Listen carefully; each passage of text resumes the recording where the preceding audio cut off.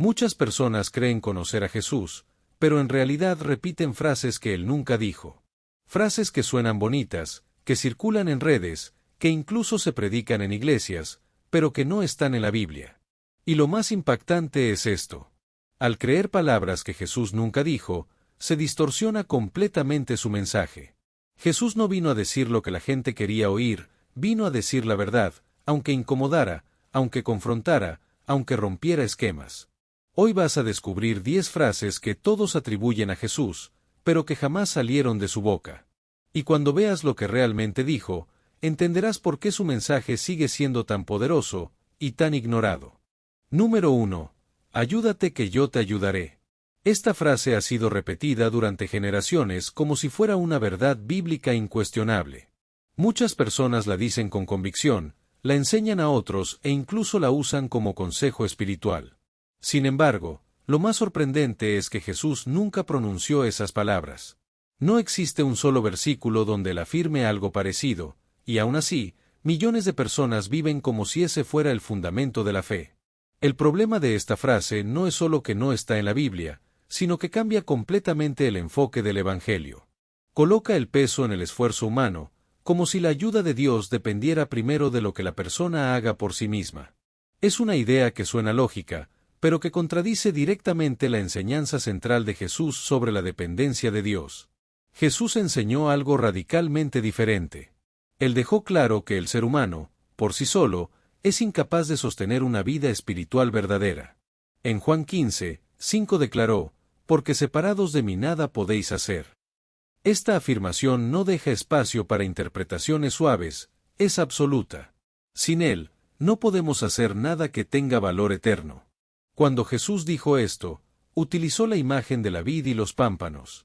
Explicó que así como una rama no puede dar frutos si está separada del árbol, el ser humano tampoco puede producir vida espiritual sin estar unido a él. Esto no habla de un pequeño apoyo divino, sino de una dependencia total y constante. La frase «ayúdate que yo te ayudaré» sugiere que primero viene el esfuerzo humano y luego la intervención de Dios.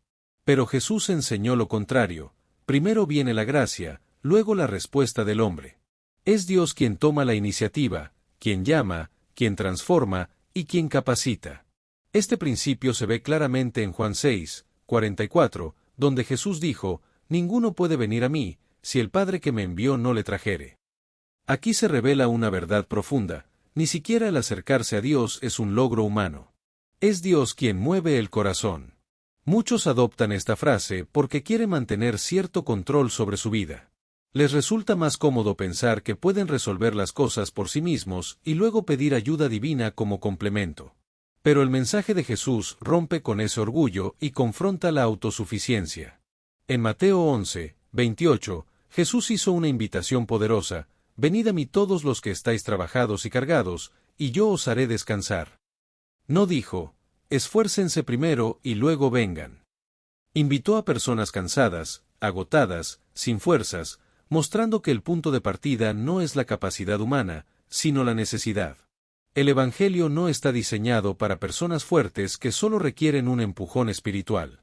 Está dirigido a personas que reconocen su incapacidad. Por eso Jesús dijo en Mateo 5:3, «Bienaventurados los pobres en espíritu, porque de ellos es el reino de los cielos». Ser pobre en espíritu significa reconocer que no se tiene nada que ofrecer. La frase popular también ignora el concepto de gracia. La gracia es un regalo inmerecido. Si todo dependiera de ayudarse a uno mismo, entonces la gracia dejaría de ser gracia. Efesios 2:8 y 9 lo expresa claramente, «Porque por gracia sois salvos por medio de la fe, no por obras, para que nadie se gloríe». Otro problema de esta frase es que puede generar frustración espiritual.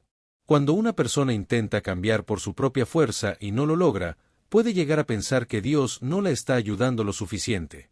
Pero la realidad es que el enfoque estaba mal desde el principio. Jesús nunca enseñó una relación con Dios basada en el rendimiento. En Juan 5:19 dijo, «No puede el Hijo hacer nada por sí mismo, sino lo que ve hacer al Padre». Si incluso Jesús, en su humanidad, expresó dependencia del Padre, cuanto más el ser humano necesita depender de Él.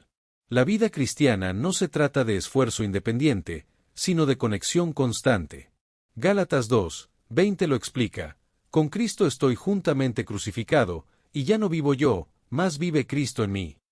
Esto significa que la verdadera transformación ocurre cuando Cristo vive en la persona, no cuando la persona intenta cambiar sola. La autosuficiencia espiritual es uno de los mayores obstáculos para experimentar el poder de Dios. Mientras alguien crea que puede hacerlo por sí mismo, no buscará profundamente a Dios. Pero cuando reconoce su debilidad, se abre la puerta a la intervención divina. El apóstol Pablo entendió esto de manera profunda.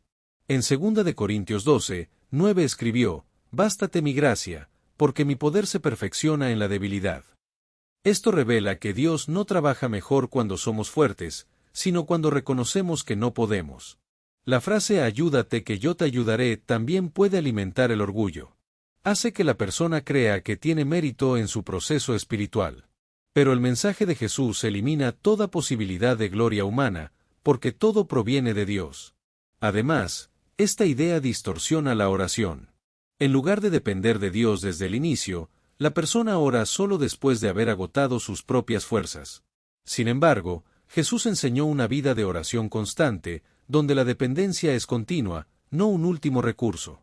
En Juan 14:13, Jesús dijo: «Todo lo que pidiereis al Padre en mi nombre, lo haré». Esto muestra una relación donde la confianza en Dios es el centro, no el esfuerzo humano como base principal. Cuando se entiende correctamente el mensaje de Jesús, se produce un cambio profundo en la perspectiva. Ya no se trata de yo puedo y Dios me ayuda, sino de Dios puede, y yo dependo de Él. Esta diferencia transforma completamente la vida espiritual. La verdadera fe no comienza con la autosuficiencia, sino con la rendición. Es reconocer que sin Dios no hay dirección, no hay fuerza, y no hay vida verdadera. Es abandonar la ilusión de control y confiar plenamente en Él. Por eso, desmontar esta frase no es un detalle menor. Es corregir una idea que ha llevado a muchos a vivir una fe basada en sus propias fuerzas. Jesús nunca enseñó eso. Él enseñó dependencia, gracia y una relación viva con Dios. Número 2. Dios quiere que seas feliz por encima de todo.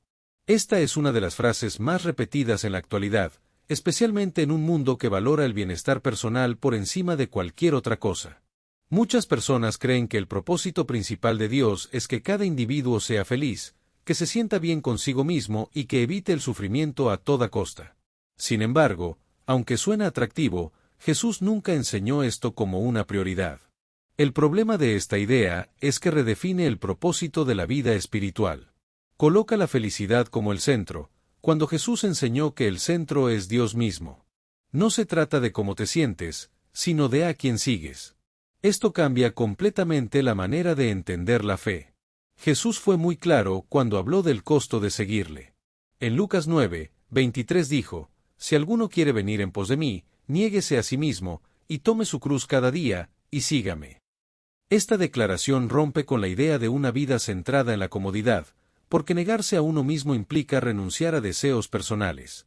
Tomar la cruz, en el contexto de la época, no era una metáfora ligera. Representaba muerte, sacrificio y entrega total. Jesús no estaba invitando a una vida fácil, sino a una vida transformada que muchas veces implicaría dolor, rechazo y pruebas. La felicidad, tal como el mundo la entiende, depende de las circunstancias. Si todo va bien, la persona se siente feliz; si algo falla, la felicidad desaparece. Pero Jesús nunca construyó su mensaje sobre algo tan inestable. Él habló de gozo, que es diferente a la felicidad superficial. En Juan 15:11 dijo: «Estas cosas os he hablado, para que mi gozo esté en vosotros, y vuestro gozo sea cumplido». Este gozo no depende de lo que sucede alrededor, sino de una relación profunda con Él. Es una alegría que permanece incluso en medio de dificultades. Muchas personas abandonan su fe porque esperaban que seguir a Dios les garantizara una vida sin problemas. Pero Jesús advirtió claramente en Juan 16:33, «En el mundo tendréis aflicción, pero confiad, yo he vencido al mundo». No prometió ausencia de problemas, sino victoria en medio de ellos. La idea de que Dios quiere tu felicidad por encima de todo también puede llevar a decisiones equivocadas. Algunas personas justifican acciones que saben que están mal, diciendo que Dios quiere que sean felices. Pero Jesús nunca enseñó que la felicidad justifica el pecado. En Mateo 7, 13 y 14, Jesús habló del camino estrecho, porque estrecha es la puerta, y angosto el camino que lleva a la vida. Este camino no siempre es cómodo ni agradable, pero es el que conduce a la vida verdadera. El enfoque de Jesús no era hacer la vida más fácil, sino hacerla eterna. Él vino a restaurar la relación entre el ser humano y Dios, no a garantizar experiencias placenteras constantes. Este propósito es mucho más profundo que la felicidad momentánea. En Mateo 5, 10 al 12, Jesús dijo: Bienaventurados los que padecen persecución por causa de la justicia, gozaos y alegraos. Aquí vemos algo sorprendente: Jesús conecta el sufrimiento con la bendición. Esto es completamente opuesto a la idea moderna de evitar el dolor a toda costa. Seguir a Jesús puede implicar perder cosas que el mundo considera importantes: relaciones, oportunidades, comodidad e incluso reputación. Pero Jesús enseñó que lo que se gana en él es incomparablemente mayor. En Mateo 16, 25 dijo: Porque todo el que quiera salvar su vida, la perderá, y todo el que pierda su vida por causa de mí, la hallará. Esto muestra que la verdadera vida no se encuentra buscando la felicidad personal, sino entregándose a Dios. La felicidad como objetivo principal puede convertirse en una forma de idolatría. La persona deja de buscar a Dios por quien Él es, y comienza a buscarlo solo por lo que puede sentir o recibir. Esto distorsiona completamente la relación con Él. Jesús también enseñó obediencia por encima de emociones. En Juan 14, 15 dijo: Si me amáis, guardad mis mandamientos. No dijo: si se sienten bien, síganme.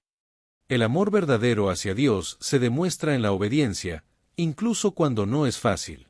Esto no significa que Dios quiera que las personas vivan tristes o sin alegría. Significa que la prioridad no es la emoción momentánea, sino una transformación profunda.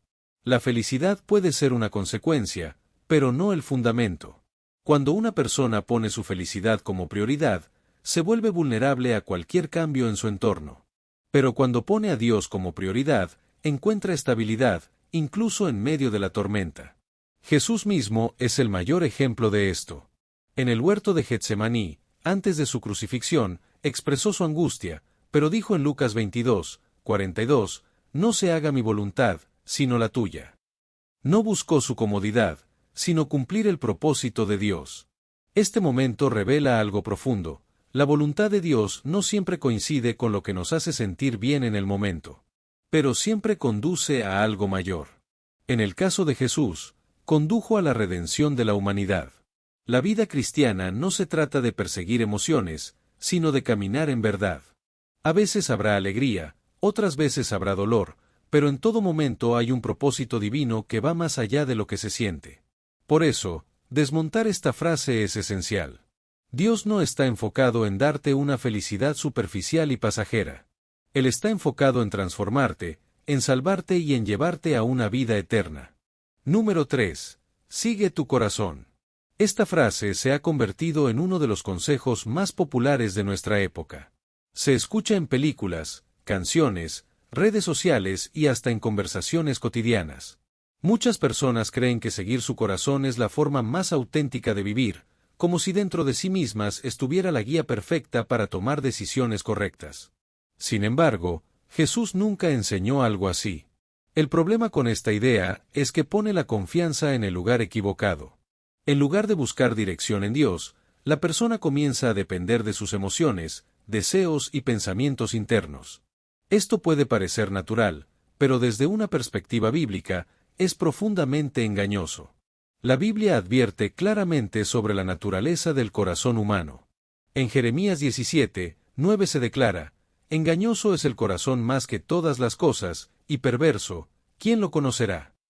Este versículo no presenta al corazón como una brújula confiable, sino como algo que puede confundir y desviar. Cuando se habla del corazón en la Biblia, no se refiere solo a las emociones, sino al centro de la voluntad, los pensamientos y las intenciones. Es el núcleo de la persona. Y si ese núcleo está afectado por el pecado, entonces no puede ser una guía segura. Jesús también habló sobre lo que hay dentro del corazón humano. En Marcos 7, 21 al 23 dijo: porque de dentro, del corazón de los hombres, salen los malos pensamientos. Luego menciona una lista de cosas como engaños, envidia, orgullo y maldad. Esto muestra que el problema no está fuera, sino dentro. Seguir el corazón, entonces, puede llevar a justificar decisiones incorrectas. Muchas personas dicen siento que es lo correcto, pero ese sentimiento no siempre está alineado con la verdad. El corazón puede hacer que algo equivocado parezca correcto. Proverbios 14:12 lo expresa con claridad. Hay camino que al hombre le parece derecho, pero su fin es camino de muerte. Esto revela que la percepción humana puede estar completamente equivocada, incluso cuando parece segura. Jesús nunca llamó a las personas a seguir sus sentimientos. Él llamó a seguirle a Él. En Juan 12:26 dijo, «Si alguno me sirve, sígame». La dirección no está en el interior del ser humano, sino en una relación con Cristo. Seguir a Jesús implica confiar en su verdad por encima de lo que uno siente. Esto puede ser difícil, porque muchas veces sus enseñanzas van en contra de los deseos personales. Pero precisamente ahí es donde ocurre la transformación. En Lucas 9:23, Jesús dijo, «Niéguese a sí mismo». Negarse a sí mismo incluye no seguir los impulsos del corazón cuando estos están en conflicto con la voluntad de Dios. Es una renuncia consciente a la autosuficiencia emocional. El corazón humano es cambiante. Lo que una persona desea hoy puede ser completamente diferente mañana. Basar la vida en algo tan inestable es construir sobre arena. Jesús advirtió sobre esto en Mateo 7:26 y 27, al hablar del hombre que construye sobre un fundamento débil. En contraste, la palabra de Dios es firme y constante. Salmo 119:105 dice, «Lámpara es a mis pies tu palabra, y lumbrera a mi camino». La guía no proviene de lo que se siente, sino de lo que Dios ha revelado. Muchas personas han tomado decisiones importantes basadas únicamente en lo que sentían en el momento, y luego han enfrentado consecuencias dolorosas. Esto demuestra que el corazón, sin dirección divina, puede ser un guía peligroso. Jesús enseñó a buscar primero el reino de Dios. En Mateo 6:33 dijo, «Mas buscad primeramente el reino de Dios y su justicia». Esto implica que la prioridad no es lo que uno desea, sino lo que Dios quiere. También enseñó la importancia de permanecer en su palabra. En Juan 8:31 dijo, «Si vosotros permaneciereis en mi palabra, seréis verdaderamente mis discípulos». Esto indica que la verdad se encuentra en lo que Él ha dicho, no en lo que el corazón sugiere. El Espíritu Santo juega un papel clave en este proceso. Jesús prometió en Juan 16:13, «Pero cuando venga el Espíritu de verdad, Él os guiará a toda la verdad». La guía correcta no proviene del corazón humano, sino del Espíritu de Dios. Seguir el corazón puede sonar liberador, pero en realidad puede llevar a esclavitud. Cuando una persona sigue cada impulso, se vuelve esclava de sus emociones y deseos. En cambio, seguir a Cristo conduce a una libertad verdadera basada en la verdad. En Juan 8:32, Jesús dijo, «Y conoceréis la verdad, y la verdad os hará libres». No dijo que los sentimientos traerían libertad, sino la verdad. Y esa verdad no cambia con el tiempo ni con las circunstancias. Esto no significa que las emociones sean irrelevantes. Dios nos creó con sentimientos, pero no para que sean la autoridad final. Las emociones deben ser guiadas y alineadas con la verdad, no al revés. Cuando alguien deja de seguir su corazón y comienza a seguir a Cristo, experimenta un cambio profundo. Ya no vive reaccionando a lo que siente, sino caminando con propósito, dirección y claridad. Número 4. Todo pasa por algo bueno. Esta frase se ha convertido en una especie de consuelo automático frente al dolor. Cuando alguien atraviesa una pérdida, una enfermedad o una situación difícil, es común escuchar, «Todo pasa por algo bueno». Aunque puede decirse con buena intención, Jesús nunca enseñó esta idea de manera simplista ni redujo el sufrimiento a una frase corta. El problema principal de esta expresión es que puede distorsionar la realidad del dolor. Hace parecer que todo lo que ocurre es, en sí mismo, bueno, cuando la Biblia muestra claramente que hay cosas que son malas, injustas y producto de un mundo caído. Jesús nunca negó la existencia del sufrimiento ni lo disfrazó como algo positivo en sí mismo. En Juan 16:33, Jesús fue directo, En el mundo tendréis aflicción, pero confiad, yo he vencido al mundo. Aquí no hay suavidad ni evasión.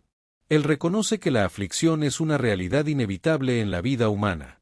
No dijo que todo sería bueno, sino que habría dificultades. Jesús mismo experimentó el dolor de manera profunda. No habló del sufrimiento desde la teoría, sino desde la experiencia.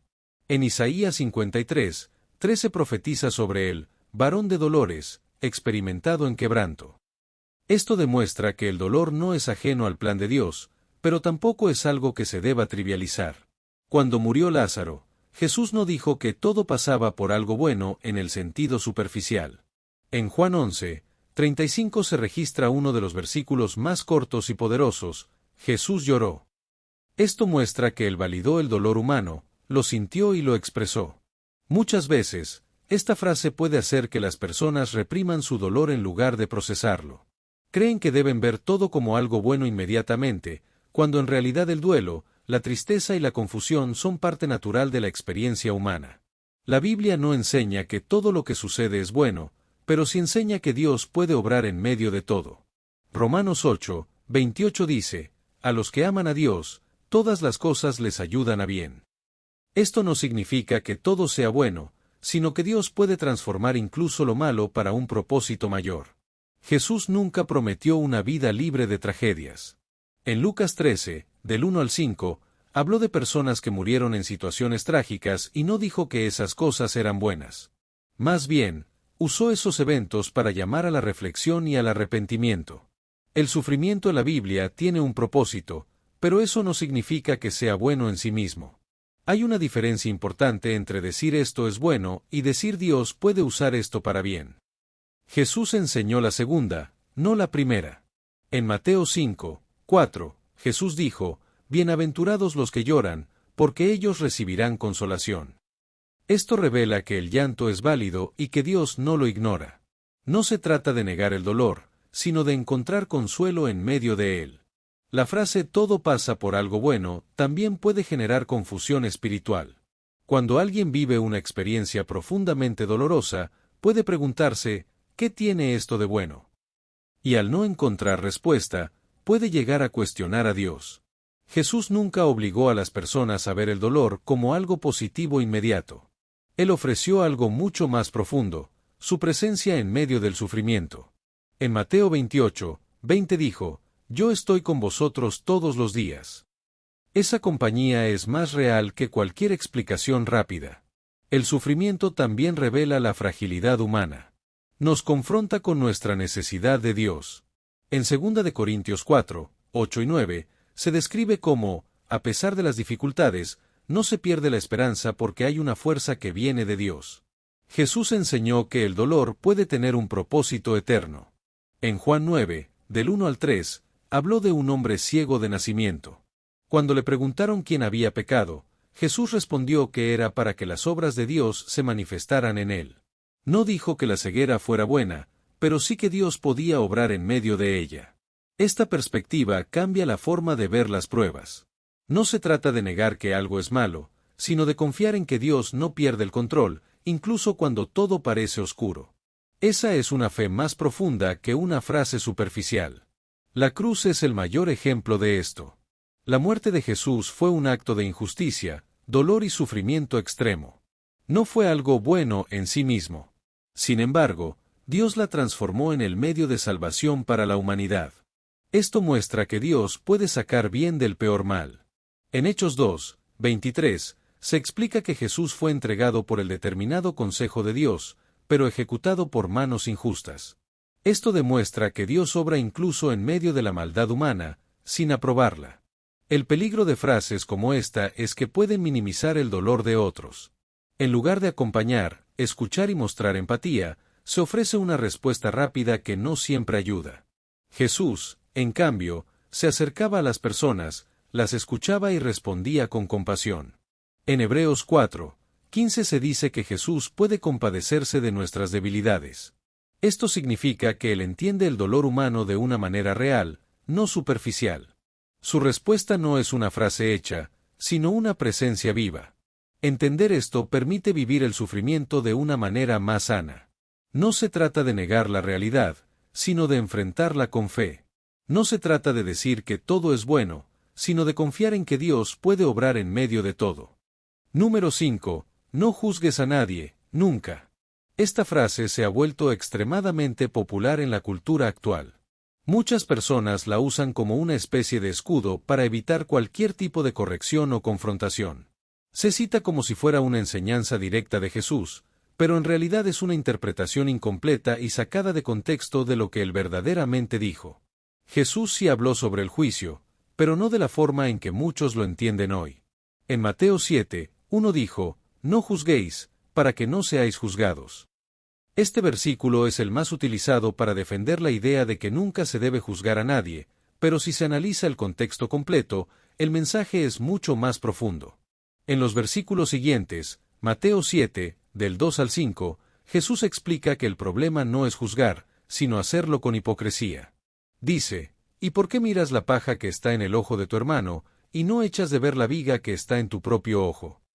Aquí está señalando la actitud incorrecta, no prohibiendo toda forma de juicio. Jesús estaba denunciando la tendencia humana de señalar los errores de otros mientras se ignoran los propios. No estaba diciendo que nunca se deba identificar lo correcto y lo incorrecto, sino que primero debe haber una revisión personal honesta. De hecho, Jesús sí enseñó que se debe juzgar, pero de manera correcta.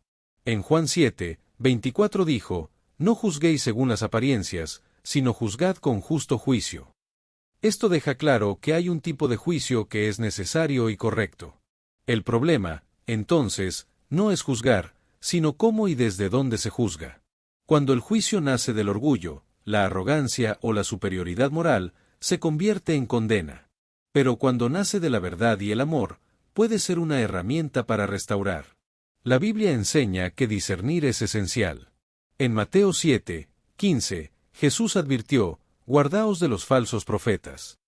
Para poder reconocer a un falso profeta, es necesario hacer un juicio basado en sus frutos. Esto implica evaluar, analizar y distinguir. En el versículo siguiente, Mateo 7, 16, Jesús dice, «Por sus frutos los conoceréis». Esto implica observar la vida de una persona y sacar conclusiones. No se trata de condenar, sino de identificar la verdad. La idea de no juzgar nunca puede llevar a la pasividad moral. Si nadie puede decir que algo está mal, entonces todo se vuelve relativo. Pero Jesús nunca enseñó un relativismo moral. Él habló claramente de lo que es pecado y de lo que es justo.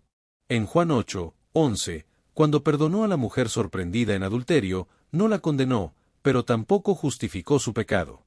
Le dijo, «Vete, y no peques más». Aquí vemos el equilibrio perfecto entre gracia y verdad. Jesús no vino a condenar sin razón, pero tampoco a aprobar todo comportamiento. En Juan 3, 17 dice que no vino a condenar al mundo, pero en el versículo siguiente deja claro que quienes no creen ya están en condenación. Hay una realidad moral que no puede ignorarse. El apóstol Pablo también enseñó sobre este tema. En 1 Corintios 5, 12 dijo, «No juzgáis vosotros a los que están dentro». Esto muestra que dentro de la comunidad de fe hay una responsabilidad de corregir y discernir. Sin embargo, la corrección debe hacerse con humildad. Gálatas 6, 1 dice, «Si alguno fuere sorprendido en alguna falta, vosotros que sois espirituales, restauradle con espíritu de mansedumbre». Esto refleja el corazón correcto al juzgar. El juicio bíblico no busca destruir, sino restaurar.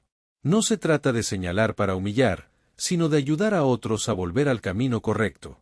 Este tipo de juicio requiere amor, paciencia y sabiduría. La frase «no juzgues a nadie» muchas veces se usa para evitar la incomodidad de la verdad. Pero la verdad, aunque incomode, es necesaria para el crecimiento.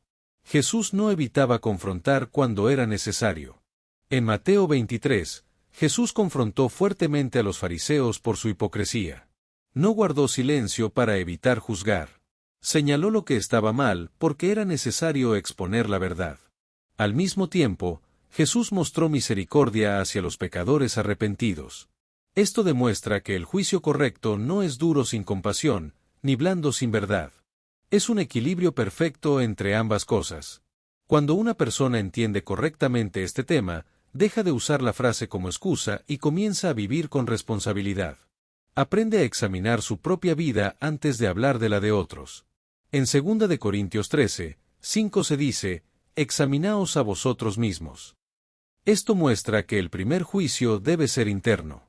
Solo cuando hay humildad personal se puede hablar con autoridad espiritual. También es importante entender que el juicio final pertenece a Dios. Romanos 14:10 dice, todos compareceremos ante el tribunal de Cristo. Esto nos recuerda que no somos jueces supremos, sino siervos llamados a vivir en verdad. Por eso, desmontar esta frase es fundamental. Jesús nunca dijo no juzgues a nadie, nunca. Él enseñó a juzgar correctamente, sin hipocresía, con verdad y con amor. Número 6. El dinero es malo. Esta es una de las frases más extendidas dentro y fuera del ámbito religioso. Muchas personas creen que el dinero en sí mismo es algo negativo, casi como si fuera incompatible con una vida espiritual genuina. Sin embargo, Jesús nunca dijo que el dinero fuera malo. Lo que él enseñó es mucho más profundo y preciso. El problema de esta idea es que simplifica un tema complejo y puede llevar a interpretaciones equivocadas. El dinero, en sí mismo, es un recurso neutral. No tiene moral propia. Puede ser usado para bien o para mal, dependiendo del corazón de quien lo posee. Jesús habló en varias ocasiones sobre el dinero, pero nunca lo condenó como algo inherentemente malo. En Mateo 6:24 dijo, no podéis servir a Dios y a las riquezas. Aquí no está diciendo que el dinero sea malo, sino que no puede convertirse en un amo. La clave está en la palabra servir. Jesús está señalando una lealtad dividida. Cuando el dinero ocupa el lugar que le corresponde a Dios, se convierte en un ídolo. El problema no es tener dinero, sino ser dominado por él. El apóstol Pablo lo explicó con claridad en 1 de Timoteo 6:10, porque raíz de todos los males es el amor al dinero. No dijo que el dinero sea la raíz, sino el amor al dinero. Esta diferencia es fundamental. El amor al dinero implica una obsesión, una dependencia emocional y una búsqueda constante de seguridad en lo material. Es poner la confianza en algo temporal en lugar de confiar en Dios. Jesús ilustró este peligro en Lucas 12, del 15 al 21, con la parábola del rico insensato. Este hombre acumuló bienes pensando que su riqueza le garantizaba tranquilidad, pero esa misma noche perdió la vida. Jesús no condenó su riqueza, sino su actitud.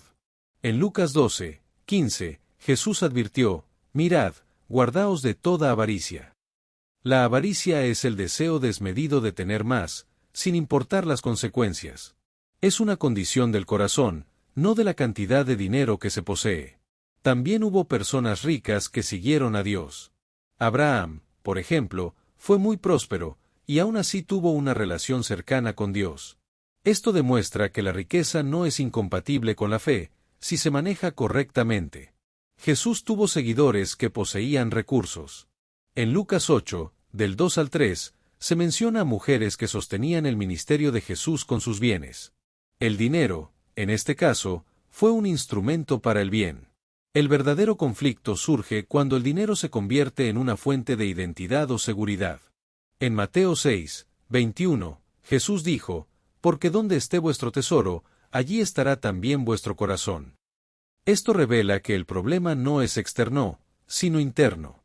Cuando el corazón está atado al dinero, la persona comienza a tomar decisiones basadas únicamente en el beneficio económico.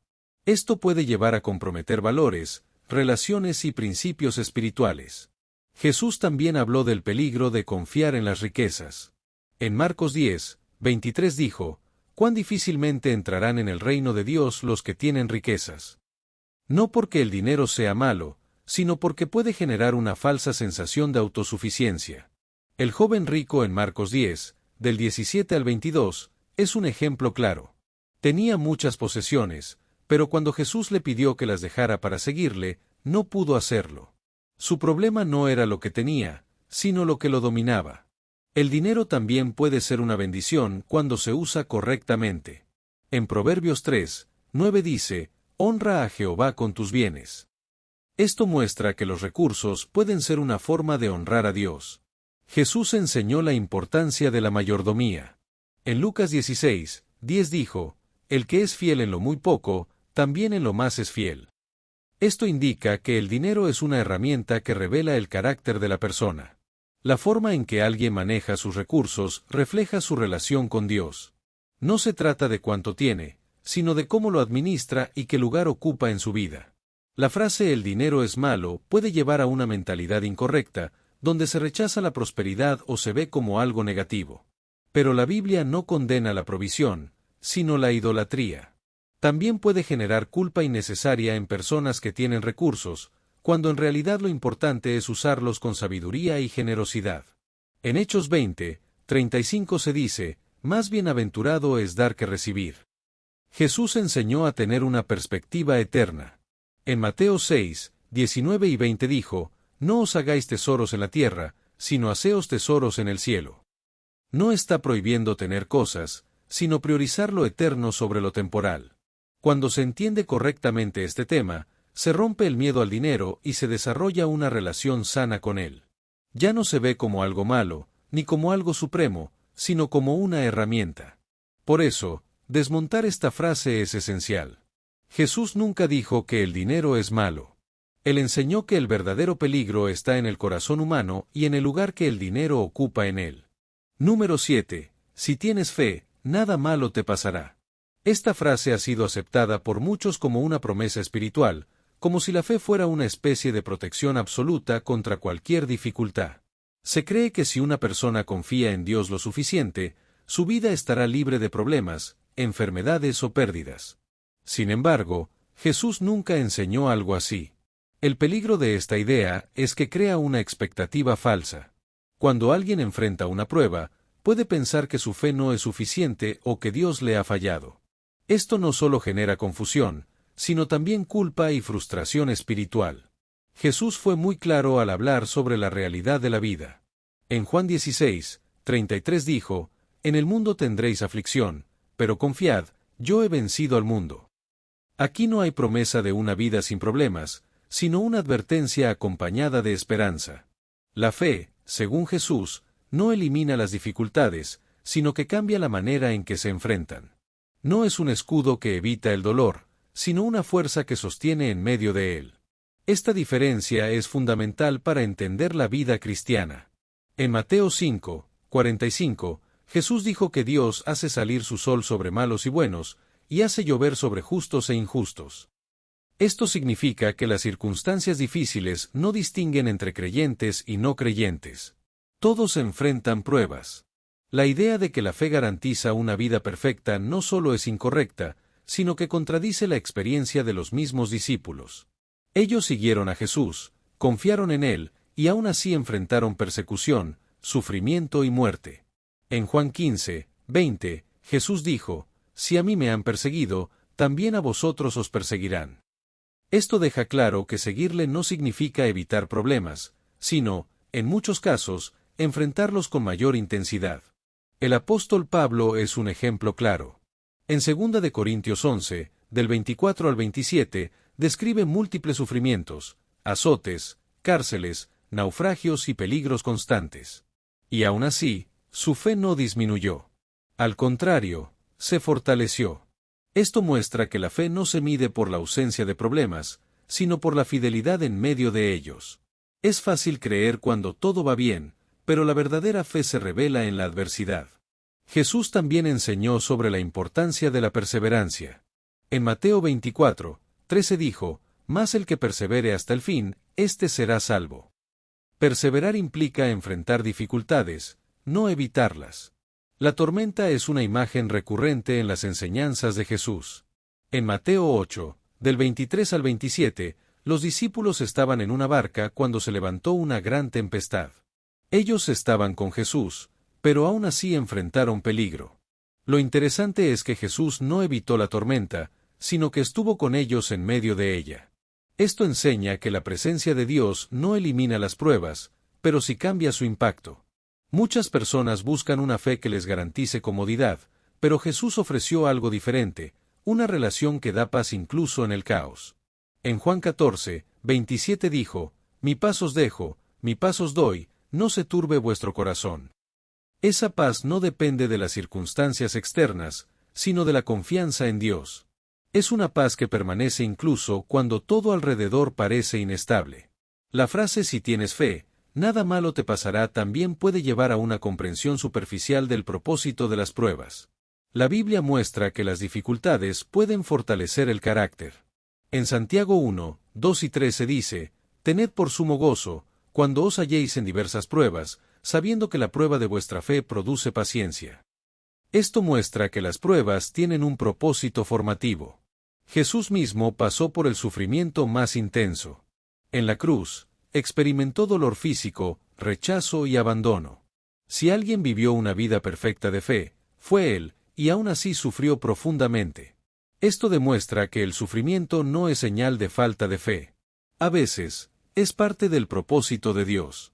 En Hebreos 5, 8 se dice que Jesús, por lo que padeció, aprendió la obediencia. La fe verdadera no consiste en evitar el dolor, sino en confiar en Dios a pesar del dolor. Es mantenerse firme cuando no hay respuestas claras, cuando las cosas no salen como se esperaba. En Romanos 5, 3 al 5, se enseña que la tribulación produce paciencia, carácter y esperanza. Este proceso no ocurre en la comodidad, sino en medio de la dificultad. También es importante entender que la fe no controla a Dios.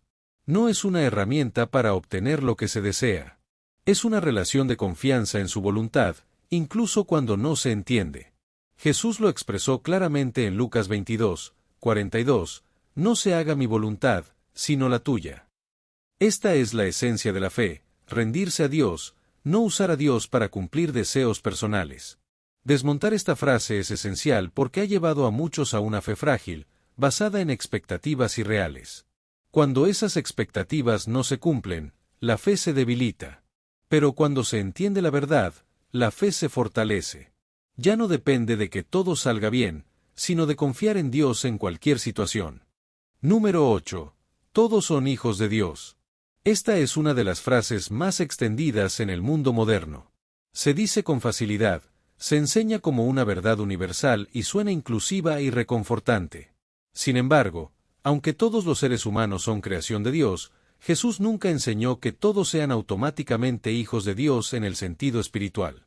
El problema de esta idea es que elimina la necesidad de una relación personal con Dios.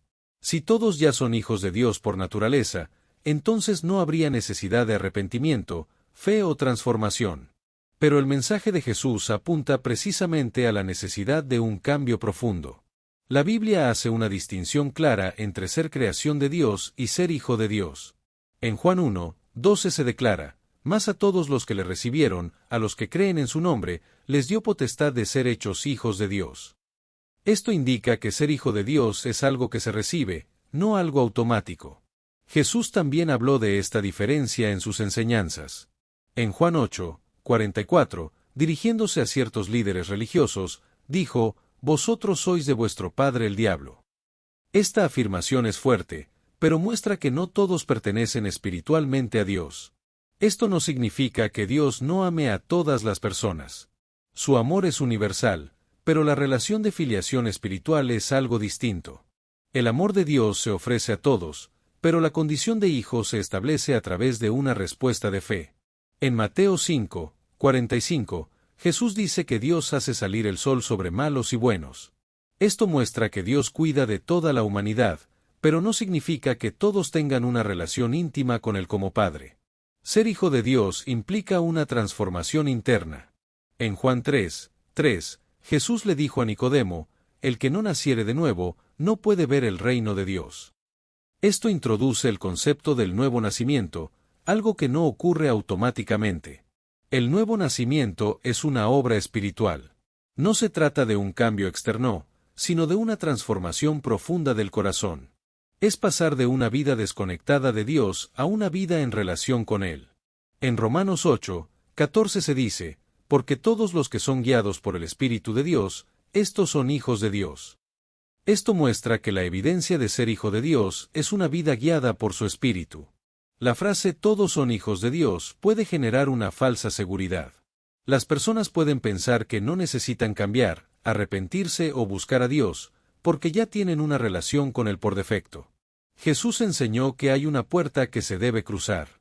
En Juan 10, 9 dijo, yo soy la puerta, el que por mí entrare, será salvo. Esto implica una decisión, un paso consciente hacia Dios. También habló del camino estrecho en Mateo 7, 13 y 14. No todos están en ese camino. Es una elección que requiere compromiso, no algo automático. El apóstol Pablo también explicó esta verdad. En Gálatas 3, 26 dijo, pues todos sois hijos de Dios por la fe en Cristo Jesús. Aquí se establece claramente que la fe es el medio para llegar a ser hijo de Dios. Esto no excluye a nadie, pero sí establece una condición. La invitación es universal, pero la respuesta es personal. Cada individuo debe decidir si recibe o rechaza esa relación. Ser hijo de Dios también implica una nueva identidad. En 2 Corintios 5, 17 se dice, si alguno está en Cristo, nueva criatura es. No es solo un título, es una transformación real. Además, ser hijo de Dios implica una relación cercana. En Romanos 8, 15 se dice que podemos clamar, Abba, Padre. Esta expresión refleja intimidad, confianza y cercanía. La diferencia entre creación e hijo es importante. Todos son creados por Dios, pero no todos viven en relación con Él. Es como un padre que ama a todos, pero solo aquellos que se acercan disfrutan de una relación activa. Jesús también habló de hacer la voluntad de Dios como evidencia de esta relación.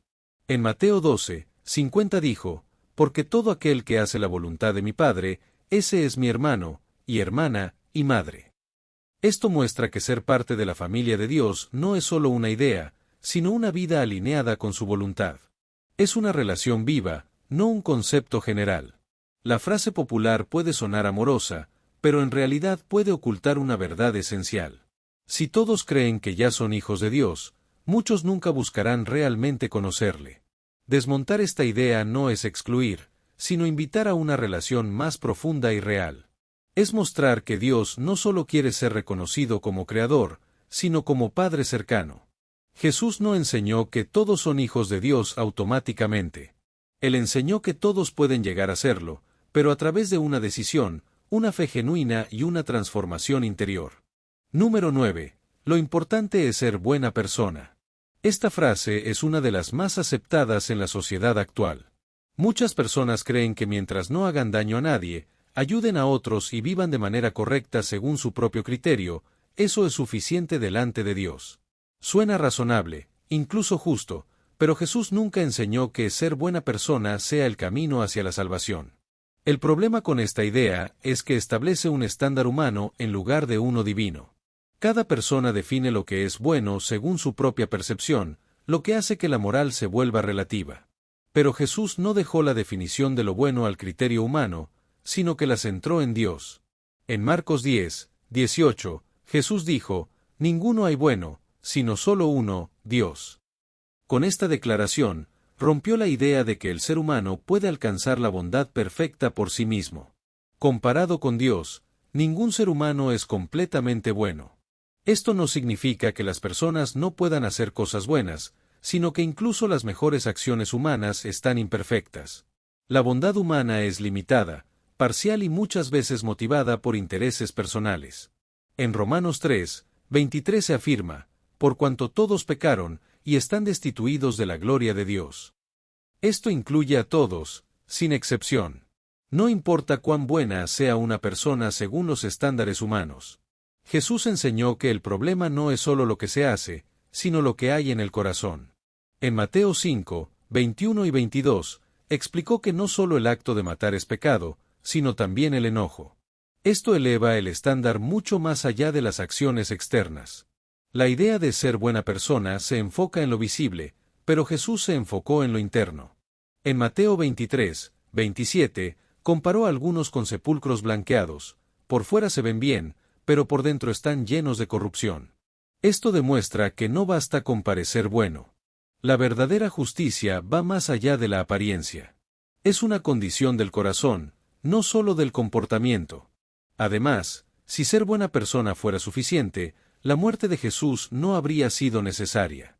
La cruz demuestra que el problema del pecado no puede resolverse con buenas acciones humanas. En Efesios 2, 8 y 9 se dice, porque por gracia sois salvos, no por obras, para que nadie se gloríe. Esto deja claro que la salvación no se obtiene por méritos humanos. Muchas personas comparan su comportamiento con el de otros y concluyen que son buenas porque no hacen cosas graves. Pero Jesús no enseñó una comparación entre personas, sino una comparación con la santidad de Dios. En Mateo 5:48 dijo: «Sed, pues, vosotros perfectos, como vuestro Padre es perfecto». Este estándar es imposible de alcanzar por medios humanos. Por eso se necesita la gracia. El joven rico en Mateo 19, del 16 al 22, es un ejemplo claro. Él creía haber cumplido los mandamientos, pero Jesús le mostró que aún le faltaba algo. Su problema no era visible, estaba en su corazón. Esto revela que alguien puede parecer bueno externamente y aún así estar lejos de Dios. La bondad superficial no sustituye una relación verdadera con Él. Jesús también habló de la necesidad de un nuevo nacimiento. En Juan 3:3 dijo: «El que no naciere de nuevo, no puede ver el reino de Dios».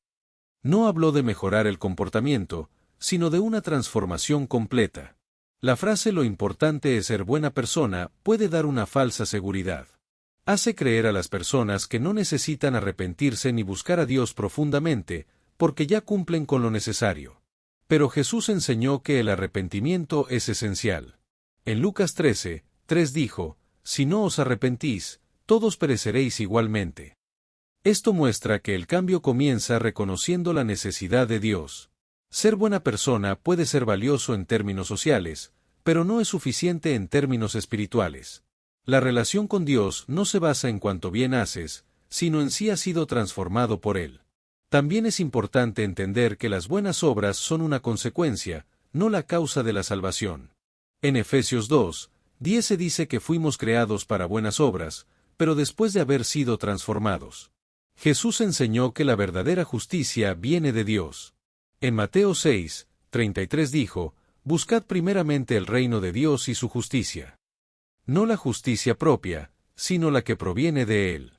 Cuando una persona depende de su propia bondad, está construyendo sobre algo inestable. Pero cuando depende de la gracia de Dios, encuentra un fundamento firme. La parábola del fariseo y el publicano en Lucas 18, del 9 al 14, ilustra esto claramente. El fariseo confiaba en su propia justicia, mientras que el publicano reconocía su necesidad. Jesús dijo que este último fue justificado. Esto demuestra que Dios no busca personas que se creen buenas, sino personas que reconocen su necesidad de Él. La humildad es el punto de partida. Desmontar esta frase es esencial porque puede alejar a las personas de la verdad. No se trata de negar la importancia de hacer el bien, sino de entender que eso no es suficiente. Jesús no enseñó que lo importante es ser buena persona. Enseñó que lo importante es nacer de nuevo, arrepentirse, creer y vivir en una relación real con Dios. Número 10. Dios nunca te dará más de lo que puedes soportar. Esta frase es muy común en momentos de dificultad. Se usa como una forma de consuelo, como si garantizara que toda prueba estará dentro de los límites de la fuerza humana. Sin embargo, Jesús nunca dijo esto, y la Biblia tampoco lo enseña de la manera en que muchos lo interpretan. El origen de esta idea suele venir de una mala interpretación de 1 Corintios 10:13, donde se habla de la tentación, no del sufrimiento en general. El texto dice que Dios no permitirá que seamos tentados más allá de lo que podemos resistir, pero no afirma que nunca enfrentaremos situaciones que nos sobrepasen emocional o físicamente. Confundir tentación con sufrimiento ha llevado a una comprensión equivocada. La tentación se refiere a la prueba moral, mientras que el sufrimiento incluye circunstancias como enfermedad, pérdida, dolor emocional y crisis profundas. Jesús nunca prometió que estas cosas estarían siempre dentro de nuestra capacidad. De hecho, la Biblia muestra repetidamente que las personas enfrentaron situaciones que superaban completamente sus fuerzas. En 2 Corintios 1:8, Pablo escribió: «Fuimos abrumados sobremanera más allá de nuestras fuerzas, de tal modo que aún perdimos la esperanza de conservar la vida». Este versículo rompe completamente con la idea de que todo lo que enfrentamos es manejable por nosotros mismos. Pablo, un hombre de fe firme, reconoció que hubo momentos en los que no podía más. Pero el propósito de esa experiencia se revela en el siguiente versículo. En 2 Corintios 1:9 dice: para que no confiásemos en nosotros mismos, sino en Dios que resucita a los muertos. Esto muestra que el punto no es nuestra capacidad, sino la dependencia de Dios. Jesús mismo vivió un momento así en Getsemaní. En Mateo 26, 38 dijo, «Mi alma está muy triste, hasta la muerte». Esto refleja una carga emocional extrema, más allá de lo que una persona común podría soportar por sí sola. En ese momento, Jesús no actuó desde una autosuficiencia humana. Oró, buscó al Padre y se rindió a su voluntad. Esto enseña que incluso en el punto más bajo, la respuesta no es resistir solo, sino depender de Dios. La frase «Dios nunca te dará más de lo que puedes soportar» pone el enfoque en la capacidad humana. Pero el mensaje bíblico pone el enfoque en el poder de Dios. No se trata de cuánto puedes aguantar, sino de en quién estás confiando. Muchas personas, al creer esta frase, se sienten culpables cuando no pueden soportar una situación. Piensan que les falta fe o fortaleza. Pero la realidad es que hay momentos en los que la carga es demasiado pesada para llevarla solos. Jesús enseñó precisamente lo contrario. En Mateo 11, 28 dijo, «Venid a mí todos los que estáis trabajados y cargados, y yo os haré descansar». Esta invitación reconoce que hay cargas que sobrepasan al ser humano. La vida cristiana no consiste en demostrar resistencia constante, sino en aprender a rendirse a Dios. En Salmo 55, 22 se dice, «Echa sobre Jehová tu carga, y él te sustentará». No dice que la cargues tú solo. El sufrimiento, muchas veces, tiene el propósito de llevarnos a ese punto de rendición. Cuando todo está bajo control, es fácil confiar en uno mismo. Pero cuando la situación nos supera, se abre la puerta para confiar plenamente en Dios. Jesús también enseñó sobre la importancia de permanecer en Él.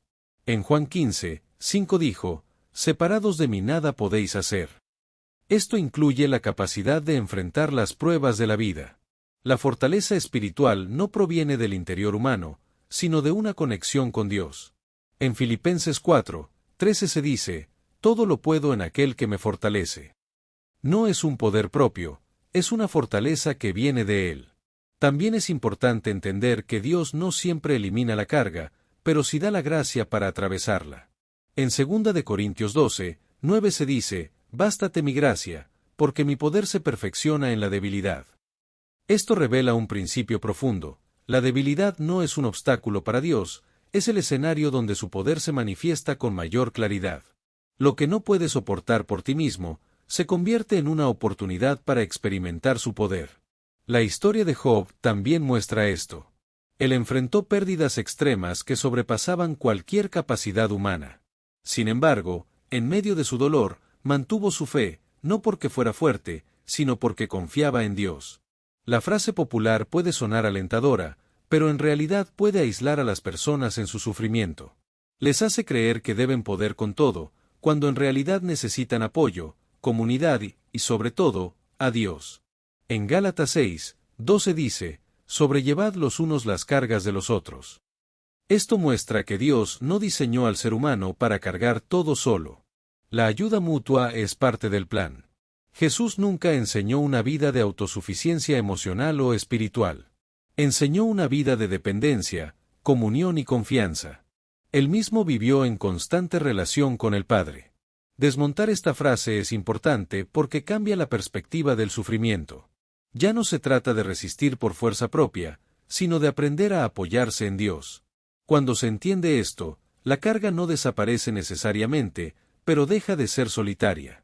Hay una presencia que sostiene, una gracia que fortalece y una esperanza que permanece.